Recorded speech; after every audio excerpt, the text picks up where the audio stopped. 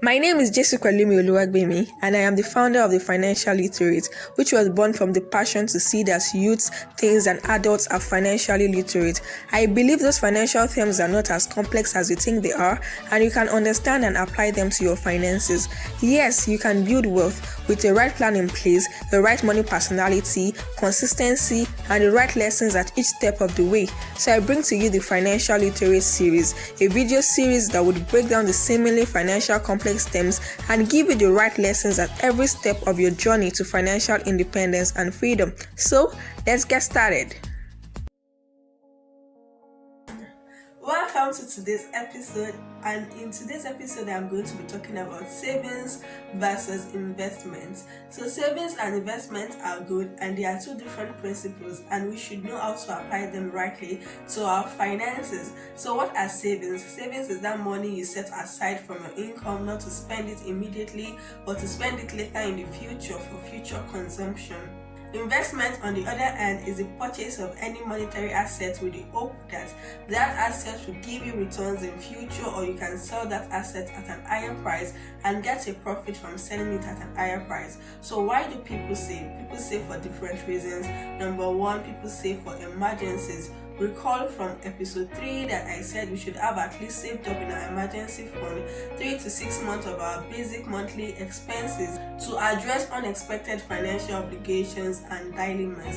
Number 2, people save for huge purchases. So when you want to purchase something that is actually large or huge in amount, you can save from your monthly income for different months and spread the expense or that purchase over different months of your monthly income. Number 3, people save for short-term needs. So why do people invest? People invest for their future, they invest for retirement, that time when you can no longer actively work and you still need to get money to meet up your basic expenses and afford you that luxurious life you want. So investments can make that possible. People also invest to earn passive income, to earn another source of income. When you don't want to limit your income to what you're actively doing, people invest to get an additional source of income. People also invest to accumulate capital. So maybe if you want to start a business or something and you want to accumulate capital, you can invest in low risk investment options so as to build your capital for that goal. People also invest to build wealth, and this is very important because you cannot save and expect that you would build wealth by just saving. So you have to invest and put your money to work and let your money bring money for you. People also invest to beat inflation, and these are just some of the reasons why people save and invest. So having said this, we should note that you should not be investing what you should be saving, neither should you be saving what you should be investing. So let me give an example.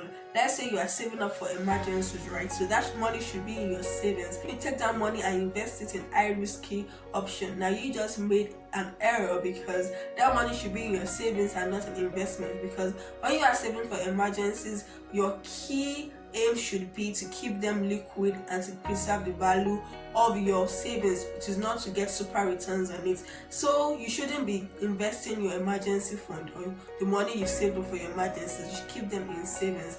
Another example is that if you want to build wealth and you are just saving money, now you should be investing if you want to build wealth. So that is an example of when you are saving rather than investing. So if you want to build wealth, this is not just enough to say, okay, I'm not going to spend all the part of my income, I'm just going to be saving a part of my income. Rather than just saving it, why don't you take some of it and move it to investment so that you can grow wealth that way and you can build wealth that way by investing. This is an example when people save rather than invest, or when they invest rather than save. Now, from the uses of savings and uses for investment, we can say that most of the reasons for savings are to spend, while most of the reasons for investment are to build wealth. So now you can actually be investing and be investing to spend rather than investing to build wealth. So let me give an example. Let's say you have a luxurious vacation you are planning for, and then okay, you know how to invest, right? And then you start investing a part of your income monthly towards your luxurious vacation,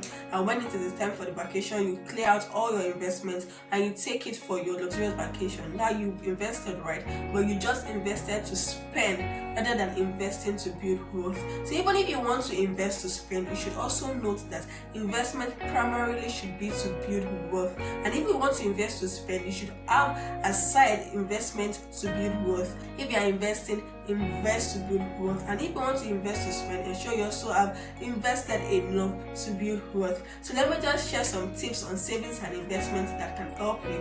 Number one, savings and investments require discipline. So whether you are saving or whether you are investing, you should have your goals for savings or goals for investment, and you should stick to that goals. Stick to the goals you set out and spend only for that reason. Number two, savings have minimum risks and investments have more risks. So savings have little or no risks, while investment they run from low risks to medium risks to high risks. So you should keep that in mind when dealing with your finances. So you should know what you want to keep as low risk and what you want to take some risks for. And do note that the higher the risks, the higher the expected returns.